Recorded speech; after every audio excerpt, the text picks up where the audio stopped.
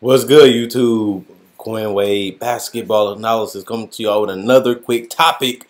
Let's talk about Donovan Mitchell. Some rookie analysis on my guy Donovan Mitchell. I liked him coming out, and I feel like he was a spark. I feel like he can get hot. I feel like he can take over games, and he got a lot of potential because he's long, lanky, huge wingspan, quickest. He's a quick athlete, and the guy has the world of confidence. He's not scared of no shot. He's not scared of no player. He's not scared to attack. He's not scared to come in the game and just take shots. And the reason why I say that is some players want to play in the system. They want to get the coach opinion. When a coach give you the green light, when a coach trusts you enough to allow you to shoot over 10 times a game, even if it's quick release threes, even if it just come off the bench and play your game, that means the coach believes that you have talent. He believes the work you're putting in, and he trusts you to put the ball in your hand and make plays. And that's difficult. And the only reason I bring that up is because he's a rookie. Yes, he's older. Yes, he played a couple years, but he's a rookie. The guy is actually just going out there just throwing up anything he can throw up. He's going to have to learn, and we're going to talk about that today. What is a good shot, what is a bad shot, and how to maintain his confidence to where it helps the team. Because you have some players, even now that they lost Gordon Hayward and they've been having injuries with the players on their roster, they need somebody to come in and be a playmaker, be a ball handler, be a creator while still being putting pressure on the defense at the end of the day. Because if you can score, if you can shoot, the defenses always have to guard you. They always have to stay on you because they don't want to give up a three to a good shooter, and they don't want to give up layups or passes inside the paint. The goal is to keep people out of the paint and force them to take jumpers. And Donovan Mitchell, he can get to the paint real good for his size and his athletic ability. He's shorter for the shooting guard position because most shooting guards are 6'5", 6'6", or 6'7". Jimmy Butler and other players like DeMar 6'7", 6'8". So you have a lot of guards that's bigger than him, even at the two position. And sometimes he do play like a combo point where he can play with other point guards, or he can play off the ball, play on the ball, make scoring plays, or just knock down threes, or just take tough shots. The thing about it is managing his ego. I'm not saying his ego is bad, but I feel like Donovan Mitchell, he rushes a lot. He settles as a rookie. He doesn't really know any better because he's still learning the game, and he's still learning and filling out the NBA and how they play him, how they guard him, and what he can do. But I give him a pass on that because this is his first season. But he do like the heat check.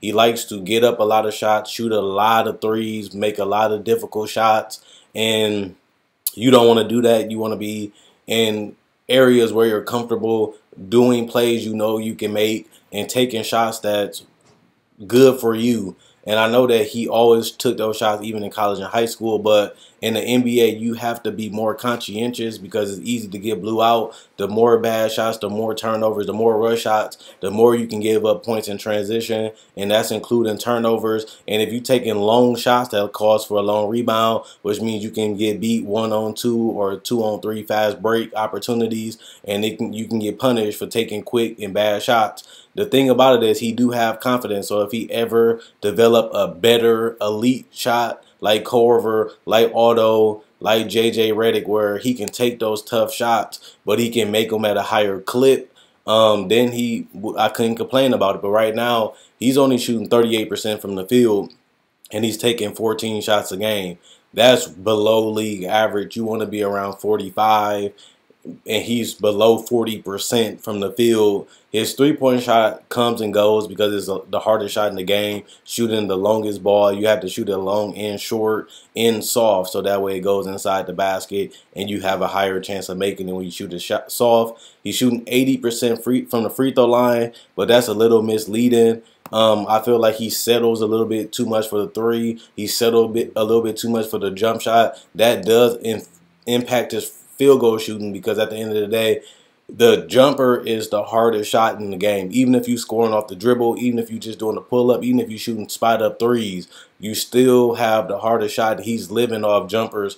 The guy is long. He's lanky, like I said, and he can get to the basket. He settles a lot for the jumpers, and since they are the hardest shots in the game is the jump shot, the mid-range, and the three, his field goal percentage has took a hit because of that.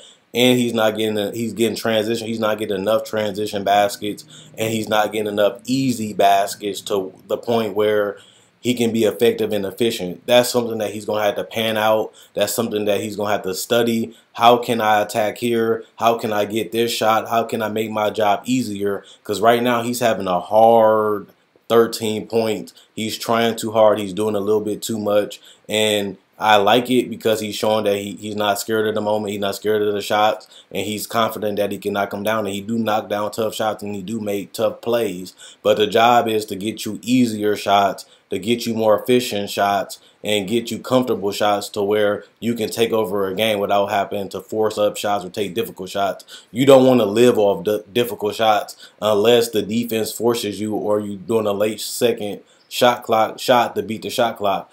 Other than that, you shouldn't live off tough jumpers because, like I said, it hurts your team and it hurts you because you're giving your team more chances to get destroyed in fast break, or you're giving them more opportunities because when you take a quick shot, they get the rebound, they can take a fast break, or they can set up their offense, but y'all not getting enough points because you're shooting so lit. You shooting a low percentage from the field is going to hurt your team in the long run.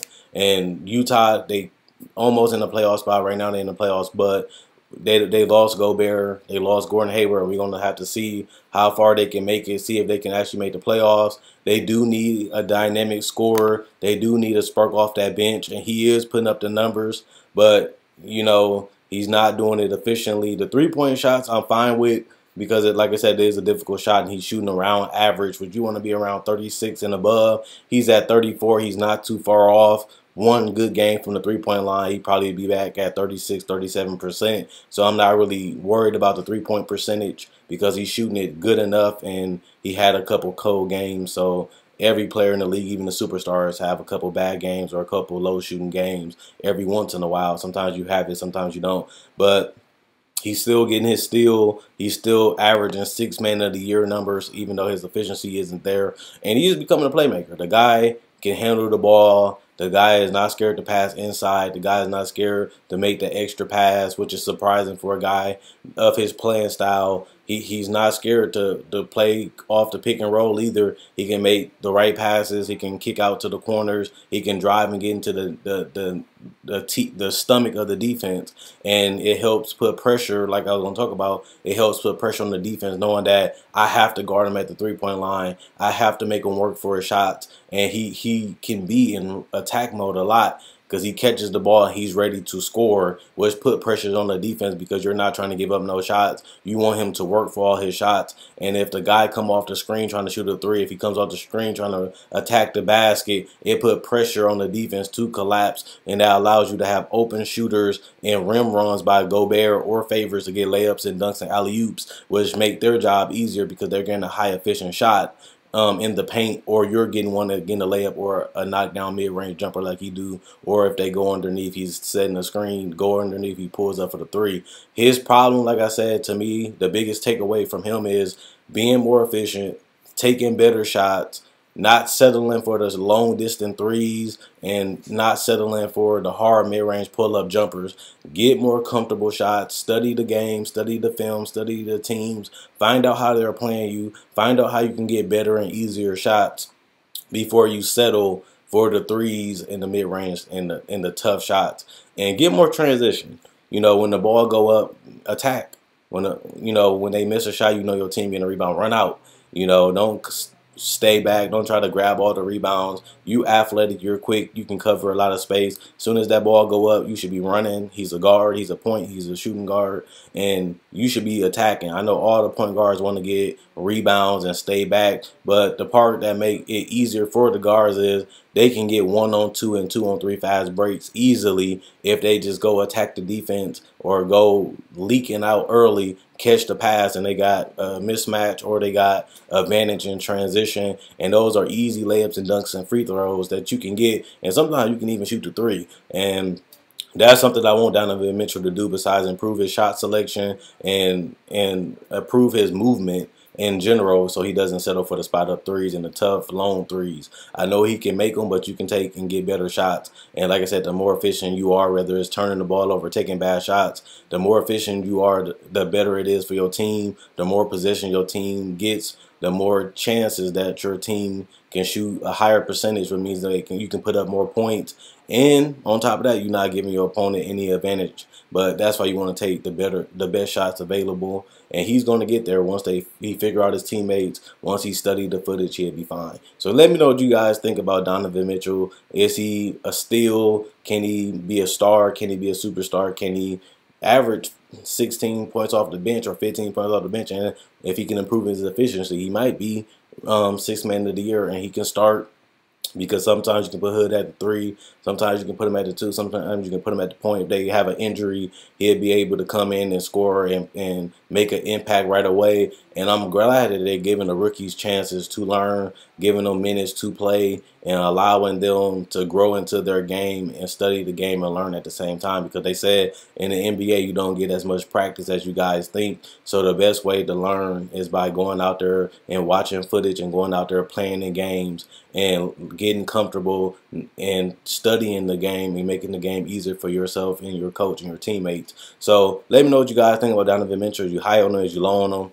And check out my website at NoxusPlayground.com. Link will be in the description in the comment section below. Also, check out my Facebook page at NoxusPlayground.com. Link will be in the description and in the comments below. Click the link, it'll send you to my Facebook page. Click the link, it'll send you to my website. And if you're already on YouTube and you're already on the website, if you're on Facebook or Twitter, you can still comment, let me know what you guys think. And you can always like up on Facebook, the Facebook page, just like the post, or you can comment on the post in general. I'm gone. Let me know what you guys think about Donovan Mitchell.